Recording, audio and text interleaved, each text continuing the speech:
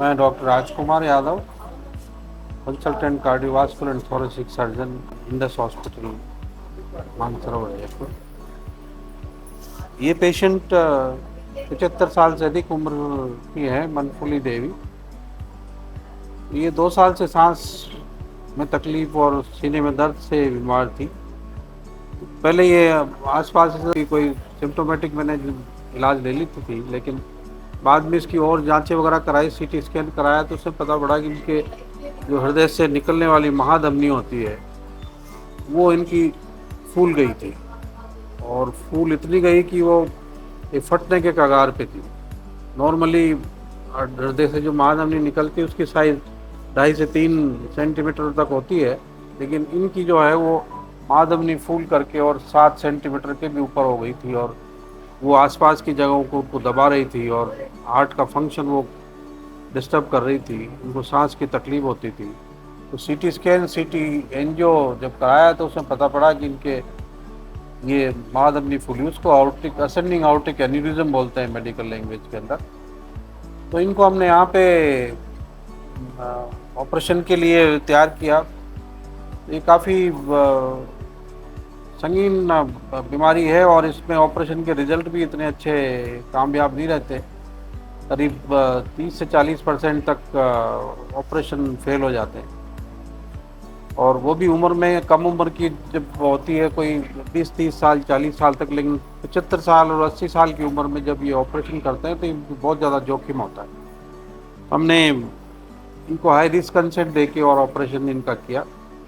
सीने, हार्ट, उसमें हार्ट के से चलने वाली जो महाधमनी है उसको पूरे को बदल दिया, कार्डियोपल्मोनरी बाईपास के ऊपर मरीज को लिया, मरीज का टेम्परेचर कम किया, हार्ट को चलने से रोका, हार्ट को दवा दे के उसको बंद किया। फिर इसकी महाधमनी और कोरोनरी आर्टरीज के बटन, ये सब उस हमने नई एक जो कृत्रिम ट्यूब होती है वो उसको मैं लगाया और उसको जोड़ा हार्ट से भी, और ऊपर महाधमनी का जो आगे वाला पोर्शन है उसको। इसके बाद ऑपरेशन इसका बहुत अच्छा सफल रहा है। अब ये कल या परसों इनका छुट्टी कर दी जाएगी।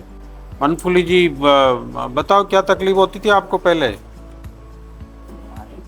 सांस उठे से और चले बन जाए जो नलकी पूछे हार्ट की बीमारी है। सीना में दर्द भी हो जो? सीना में दर्द भी है। अब कैसी लग रही है आप? ठीक है? हाँ, अब ठीक छू। ये यहाँ पे जयपुर से ही कोई 50-60 किलोमीटर मेंढी गांव, किशनगढ़ रेनवाल के ये रहने वाले हैं, और अब तक ये सारा इलाज इन्होंने गांव में या आसपास के डॉक्टर्स को दिखाते थे।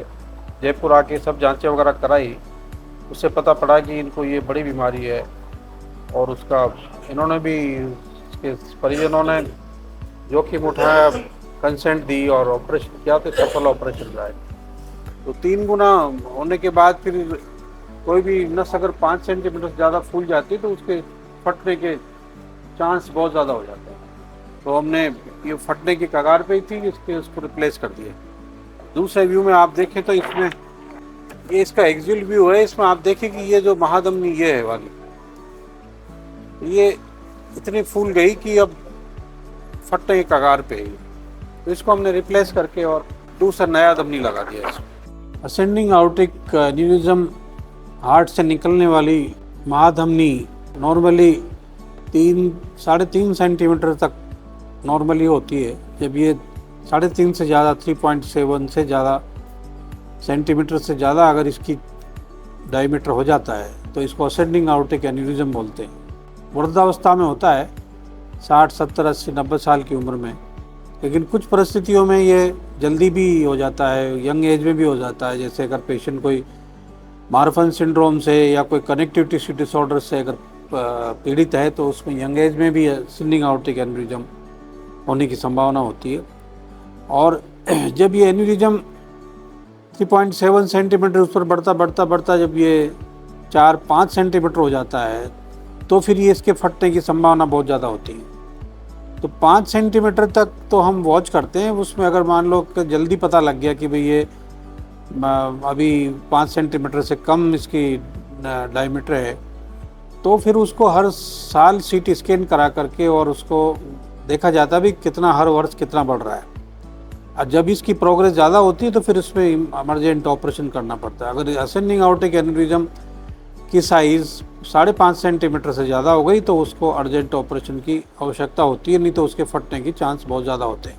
लेकिन कुछ परिस्थितियों में 5.5 सेंटीमीटर के नीचे भी 5 सेंटीमीटर तक की हमें ऑपरेशन की सलाह दे देते हैं।